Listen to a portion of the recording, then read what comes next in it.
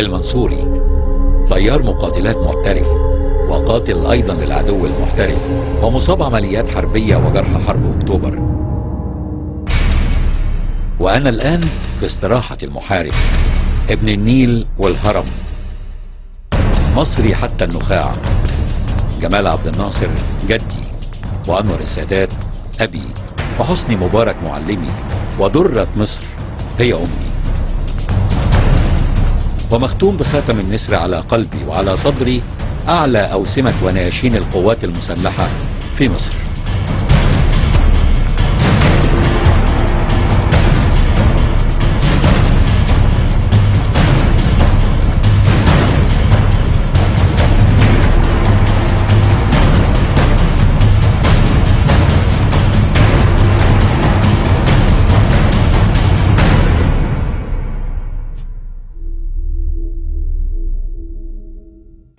بداية احنا هنتكلم على المصيبة اللي حصلت وألمت بمصر في 67. أنا ما بسميهاش كارثة، أنا بقول إنها كانت مصيبة، والمصيبة دي أدت إلى نصر عظيم جدا وعبور كبير جدا لجميع الأشياء اللي كان ممكن نتخطاها. عبرنا حاجز الهزيمة والحاجز النفسي اللي كان موجود عندنا.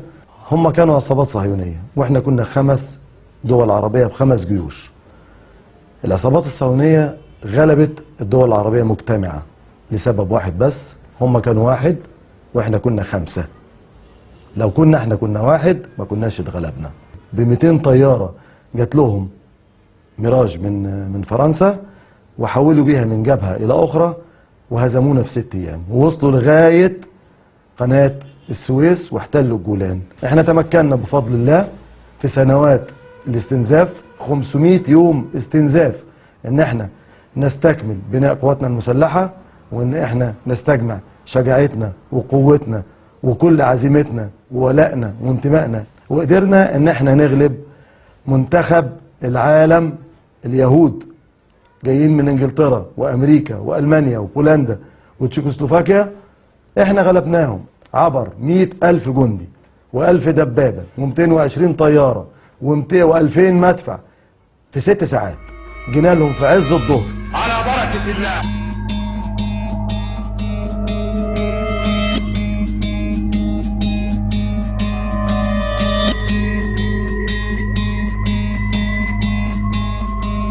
جالهم الساعة 2 الظهرية، ضربهم العلقة التمام، واتقطعت ايدين اسرائيل واتمزقت، لان كان لازم يفهموا ان سماءنا محرقة ومياهنا مغرقة، وهذه أرضي أنا، وأبي ضحى هنا، وأبي قال لنا مزقوا أعداءنا.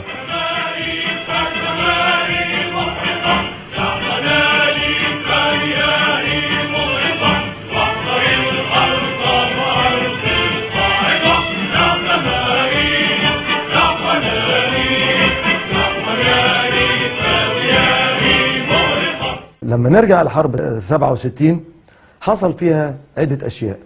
مصر كانت في قمتها، كان في تدريب وكان في عمليات.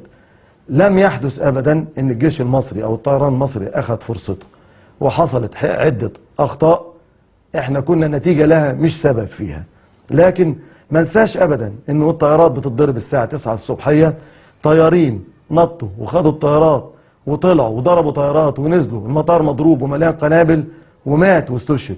ما ننساش ابدا نبيل شكري شيخ المقاتلين المصريين، طيار طلع لقى طيار تاني راكب في الطياره مكانه، فهو عايز يطلع، حط الطبنجه في زميله، في دماغ زميله تميم فهمي، وخد منه الطياره وطلع ضرب طياره ميراج ونزل.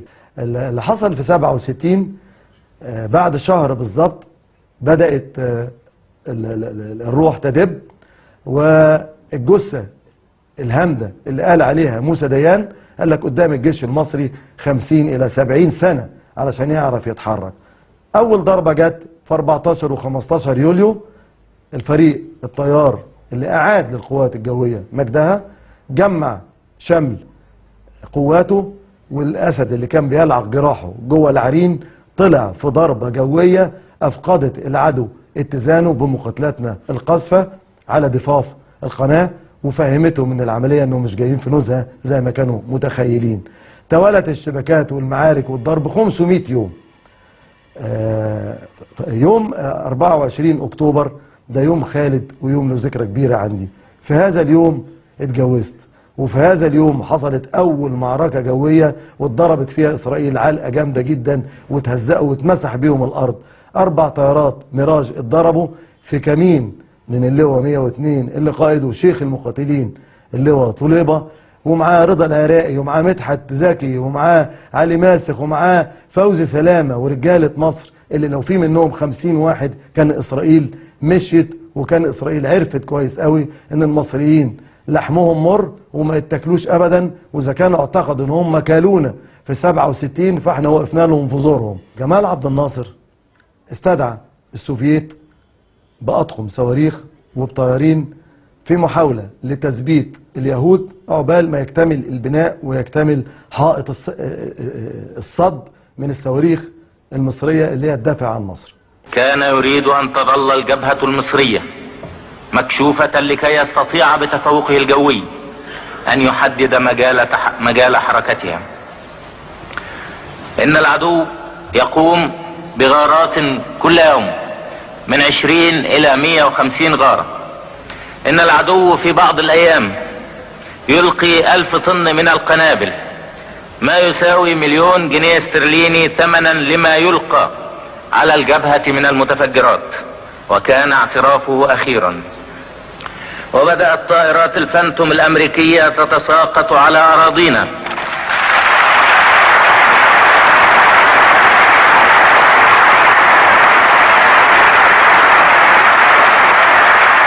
وبدأ طيار الفانتوم الصفوة المنتقاه من القوة العسكرية الإسرائيلية العدوانية يقعون أسرى في أيدي رجالنا. بدأت تساقط الطائرات الفانتوم من الصواريخ المصرية وكذلك من الطائرات المصرية.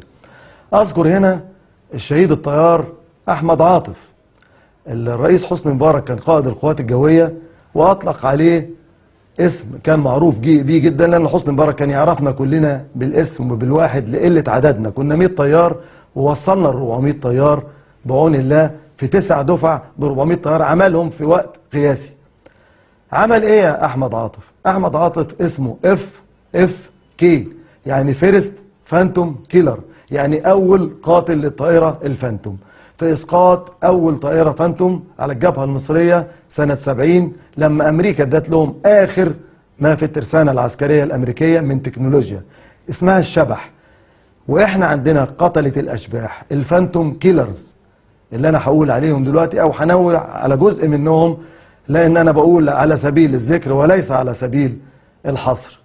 لا انسى الطيار ضياء بدر يوم ضرب طيارة فانتوم في وجود قائد القوات الجوية فوق قلعة المنصورة الجوية وتم أسر طياريها. الطيار رضا صقر نفس العملية وتم أسر الطيار فوق قاعدة المنصورة الجوية. لا أنسى مصطفى جامع الطيار الفز اللي ضرب طيارة ميراج فوق المنصورة ونزلت في قرية ميت العز وجابوه الفلاحين ووصلوه وشربوه سمنة بلدي علشان يعرف يتكلم، لأنه كان نازل مش قادر يعمل أي حاجة ولا يتصرف ولا يقف على رجليه.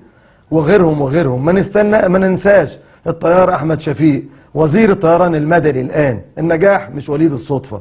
النهاردة مصر عندها أكبر مطار محوري في الشرق الأوسط بطيار كان قائد القوات الجوية وكان زميلنا، وأول طيار خد الطيار الشهيد مصطفى جامع وطلعوا على الجبهة وضربوا أول طيارات سكاي هوك دخلتها إسرائيل عشان تضرب الجيش الثالث تضرب قواتنا، وقطعوا ايدين إسرائيل وبطلوهم ان يجوا تاني عندنا في هذه المنطقة. وجي روجرز في مبادرته اللي قال لنا فيها انتوا جثة هامدة وفي الثلاجة في الفريزر، لازم انتوا مهزومين، لازم تقبلوا الشروط ولا تملوا الشروط، والمهزوم تملى عليه الشروط.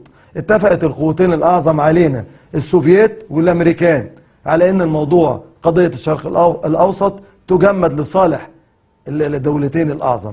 لكن طبعا احنا كنا بنبني وكنا بنشتغل في صمت وبنشتغل في صبر وقاعدين وساكتين على أي حاجة. أنا في يوم من الأيام كنت أخشى إن أنا أفتح الشباك، جاري كان لما أفتح الشباك يبص لي فكنت أخشى إنه يبص لي. في يوم من الأيام بعد ما الحاجات دي بقت تنزل في الجرايد والإعلام والميديا بينزلوها، الراجل قال لي افتح الشباك وارفع رأسك يا أخي، دخلنا على بعد كده على معركة شهيرة وفريدة بظروفها، وتعتبر أطول معركة جوية جرت ما بعد 67 حتى 73، معركة ال 13 دقيقة. أي معركة جوية بتستمر من دقيقتين إلى 3، لكن المعركة دي بعون الله استمرت 13 دقيقة. شرفت أنا وزميلي الطيار الشهيد حسن لطفي بطائرتين ميج 21 ب 400 طلقة وأربع صواريخ وطيارة ما بتطيرش أزيد من نص ساعة بتكنولوجيا متخلفة وعتيقة من السوفييت، إن احنا نتمكن من الدخول في معركة غير متكافئة نهائيا مع 6 طائرات فانتوم، كل طيارة فيها 2، يعني 12 طيار ب 24 عين و12 مخ و3600 ما يقارب 4000 طلقة و36 صاروخ، وطيارة بتطير من 3 إلى 3 ساعات ونص. دخلنا وبعون الله في أول 30 ثانية تمكنا من القضاء على أول طيارة فيهم، وبعون الله بعد نفاذ الوقود والمعركة الطويلة الشهيرة اللي احنا اشتركنا فيها دي، تمكنت من الهبوط بالطائرة الميج 21 سليما على الأرض على طريق الزعفرانة حلوان على بعد 50 متر من شاطئ البحر عند العين السخنة، لأن أنا حلفت قدام السيد رئيس الجمهورية جمال عبد الناصر لما بتخرج وكنت طيار إن سلاحي لا أتركه قط حتى أذوق الموت. بعد كده دخلنا على مرحلة الضربة الجوية الأولى اللي خطط ليها العبقري حسني مبارك ونفذها أيضا ب 220 طيارة الساعة 2 الظهرية. عبرنا قناة السويس في صف واحد من 2 ل 2 و5، لأن قبل كده الصواريخ هتضربك وبعد كده الصواريخ هتضربك، لأن تم تقييد الصواريخ والمدفعية عشان نخش ونحقق الضربة الجوية اللي من أجلها قعدنا نعمل الافتتاحية بتاع حرب النصر بالقوات الجوية. بتبدأ الحرب بالافتتاحية وهي اللي بتبقى في الأول، وبتنتهي بصنع الله الجندي المشاة اللي بيخش يحتل الأرض وياخد الأرض ويحرر الأرض زي ما قلنا. اللي حصل في هذه الحرب وفي هذه الضربة إن كان مقدر لينا من السوفييت وللقادة العسكريين بتوعنا إن احنا هنفقد 50 إلى 60% من قواتنا، يعني الجيش المصري اللي معدي ده نصه هيغرق في القنال أو هيتحرق بالنابالم. الطيارات ال 220 طيارة اللي عدت المفروض نصهم ما يرجعش، وكنا موافقين وماضيين على كده وجاهزين لهذه التضحية. المهم ان احنا نغسل عارنا ونحرر ارضنا ونسترد اللي اتاخد مننا ونحسن صورة مصر ونوضح صورة مصر قدام العالم بالكامل.